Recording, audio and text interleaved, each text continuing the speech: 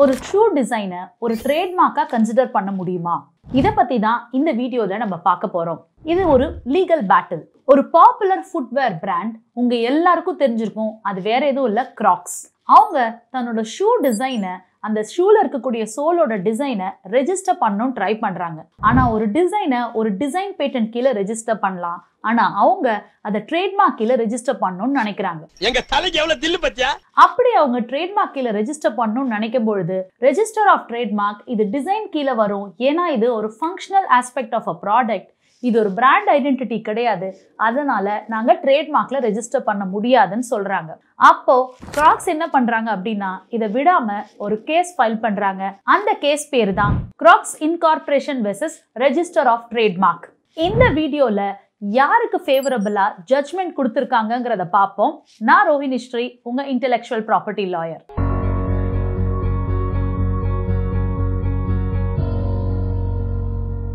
இந்த case Crocs versus register of ட்ரேட்மார்க்ல பாத்தீங்கன்னா, கிராக்ஸ் என்ன பண்றாங்கன்னா, தங்களுடைய ஒரு டிஸ்டிங்டிவ் கிளாக் ஸ்டைல்டு ஷூவை வந்து ட்ரேட்மார்க் கீழே ரெஜிஸ்டர் பண்ண ட்ரை பண்ணி அதை அலோவ் பண்ணாததுனால இந்த கேஸை ஃபைல் பண்றாங்க. ஸோ இப்போ என்ன பண்றாங்கன்னா, ரெண்டு தரப்பு வாதங்களும் கோர்ட்டுக்கு முன்னாடி வைக்கப்படுது. ரெஜிஸ்டரோட வாதம் என்ன அப்படின்னு பாத்தீங்கன்னா, ஒரு ஷூ டிசைனை எப்படி வந்து ட்ரேட்மார்க் கீழே கொண்டு வரது? டிசைன்ங்கிறது டிசைன் பேட்டன்ட் கீழே தான் வரணும். ஒரு டிசைன் ஆஃப் அ ப்ராடக்ட்டை கொண்டு வந்து ட்ரேட்மார்க் கீழே ஃபைல் பண்ண முடியாது. லீகலி அது பாசிபிள் கிடையாது.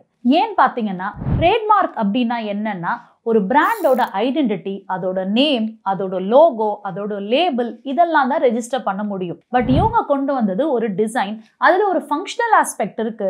அதை ட்ரேட்மார்க் கீழே பண்ண முடியாதுங்கிறது தான் ரெஜிஸ்டர் ஆஃப் ட்ரேட்மார்க்கோட வாதம். பட் இவங்க சைட்ல என்ன சொல்றாங்க அப்படின்னா, இவங்க சொல்றதெல்லாம் சரி, ஆனா எங்களோட கிளாக் ஸ்டைல் ஷூவை நீங்க பாத்தீங்கன்னா, ஒரு கஸ்டமர் அதை பார்த்த உடனே கண்டுபிடிச்சிருவாரு அது எங்களோட பிராண்ட் தான்.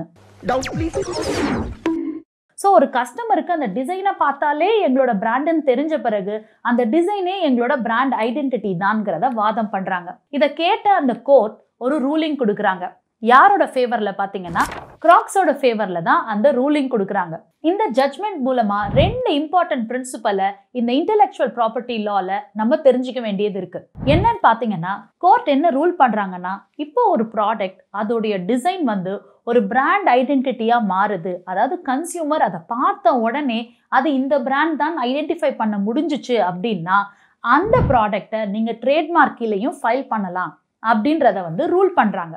இது பாத்தீங்கன்னா ஒரு நியாயமா தாங்க இருக்கு. நீங்க ஒரு பாட்டில வச்சே கண்டுபிடிச்சிடலாம் இது பெப்சி பாட்டிலா இல்ல கொக்கோ கோலா பாட்டிலான்னு.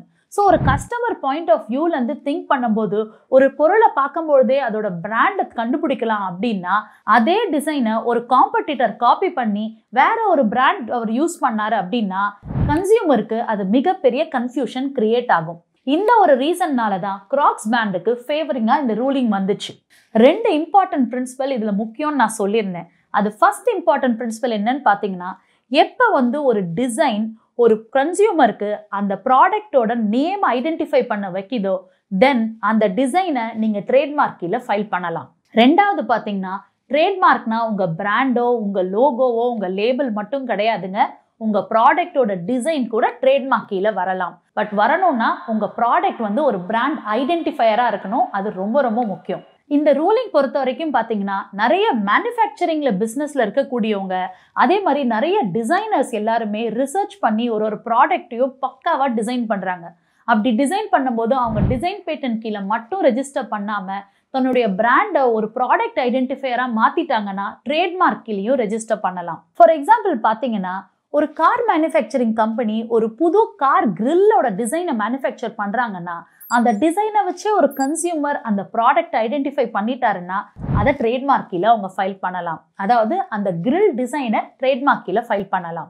நிறைய மொபைல் மேனுஃபேக்சரிங் கம்பெனிஸ் அவங்களோட மொபைல் டிசைன்ஸை இனிமேட்டு டிசைன் பேட்டன்ட் மட்டும் இல்லாம ட்ரேட்மார்க் கீழேயும் ஃபைல் பண்ணலாம். ஏன்னு பாத்தீங்கன்னா, ஆப்பிளோட டிசைன் வேற, சாம்சங்கோட டிசைன் வேற, ஒன் பிளஸோட டிசைன் வேற.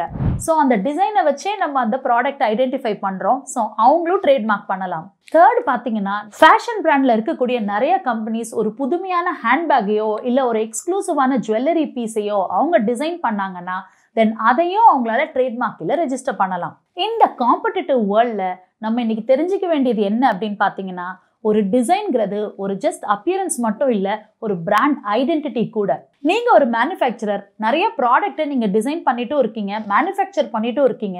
என்னோட ப்ராடக்ட் டிசைனை நான் ட்ரேட்மார்க் கீழே ஃபைல் பண்ணணுங்கிற டவுட் இருந்தது அப்படின்னா இந்த நம்பருக்கு கால் பண்ணி இன்னைக்கே உங்க டவுட்ஸை கிளாரிஃபை பண்ணிக்கோங்க.